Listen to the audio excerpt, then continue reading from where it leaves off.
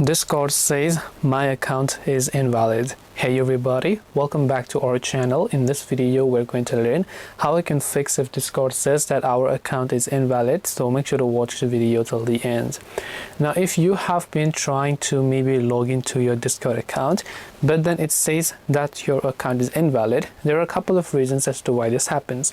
First of all, check your phone number. Make sure you enter the correct phone number including the country code and that it doesn't contain any special characters.